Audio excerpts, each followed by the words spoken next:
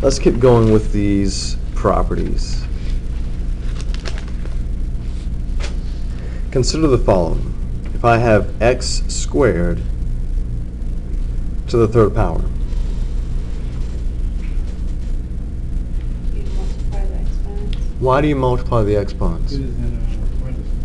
Oh, because it's in parentheses, we multiply exponents. Only one explicit sign. Because I'll give you an example where that's not true.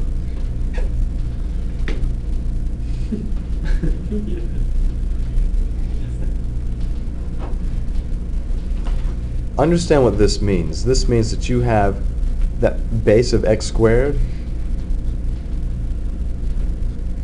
You have it 3 times, right? So it's basically saying you have 3 sets of 2, right?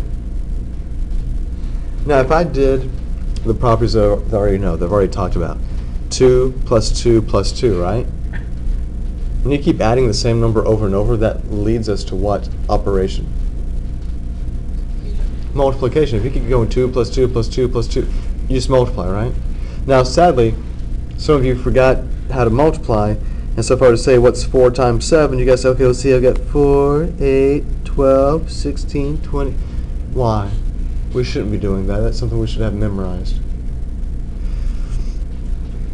So repeated addition gives us multiplication, and it is x to the 6th, but I want to make sure you understand how we get there. You have a base of x squared, but you have that 3 times. So 3 sets of 2. So x squared, x squared, x squared. So this leads us to the power rule for exponents.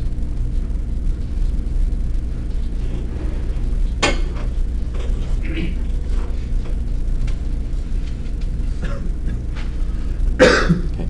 The power rule for exponents says the following. When you have something that's raised to a power, and it's then raised to another power, you will take those exponents and multiply them. That's it.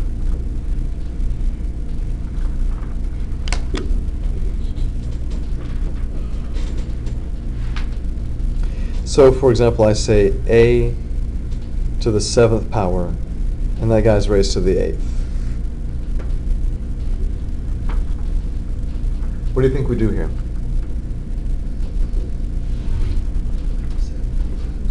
So what do we get? 56. We get a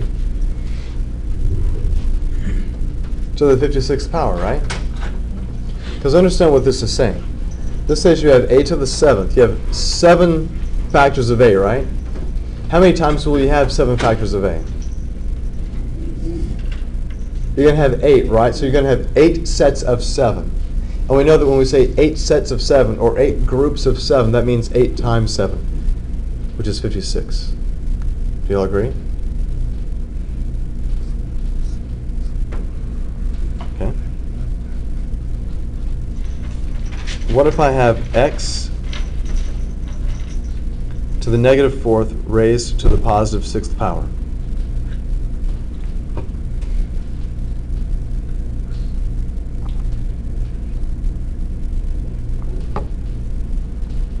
Power to a power, we multiply, and you're right, we do get x to the negative 24th. 51 over x. Right, since we cannot leave negative exponents, we have to rewrite this to be 1 over x to the 24th.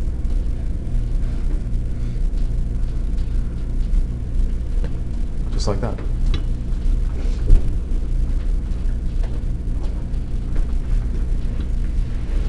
What do you guys think? Fun? Sweet. What was your question? I didn't have a question. Just a yawn? Yeah. While I'm talking. So every time we have a negative, you said just put it on the bottom and just You put it on the other, if you have a negative exponent, you put it on the other side of the fraction.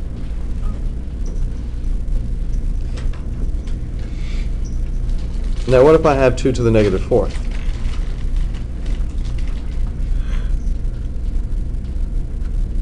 Times what? I'm just saying 2 to the negative 4th. What can you do with that? Maybe 1 over 2. 1 over 2. it becomes 1 over 2 to the 4th. Because see, now you can evaluate this. You cannot really evaluate 2 to the negative 4th, because what would you say? How many factors of 2 do I have? Negative 4 factors of that? When we talk about factors that we see in a product, we're counting them, right? Tell me the numbers you use when you count. 1, 2, 3, 4. Right, those counting numbers are called the natural numbers. Those are the positive integer numbers. So this doesn't make sense to me, but if I say 1 over 2 to the 4th, then I can work that out, because what is 2 to the 4th? Seriously, 2 to the 4th. It's 16.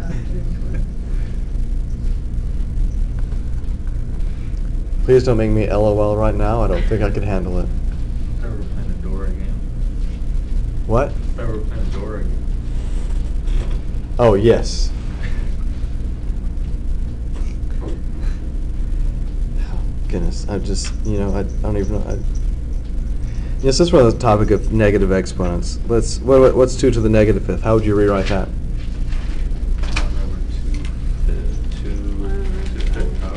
1 over 2 to the 5th power, which becomes what? Now you know how much 4 factors of 2 equals. 32. Another factor of 2 make that 32, so that's 1 over 32.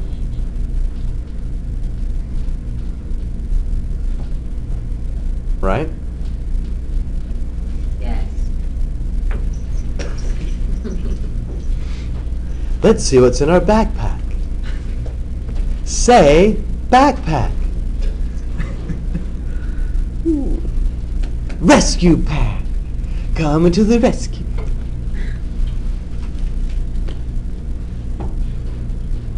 It's just like this weekend, my son informed me that I'm funny. However, Caillou's daddy is funnier.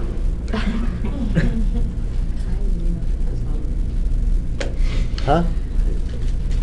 Yeah, I'm like, seriously, Caillou's dad, he does nothing. Yeah, you award.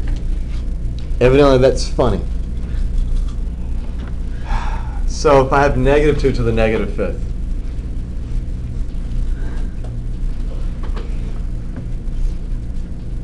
hashtag Happy Father's Day. It would be negative 1/2 to the 5th. Whoa, hold on. Hold the phone. This negative is just a negative number. I'm okay with that. It's the negative exponent that I'm not cool with. Yeah. So do it just like we did up here. Say 1 over, what's my base? Negative 2. Negative 2 to the 5th. But wouldn't you just bring the negative to the middle? Well, we've got to be careful with this, because it all depends on this exponent right here. What's negative 2 to the 5th?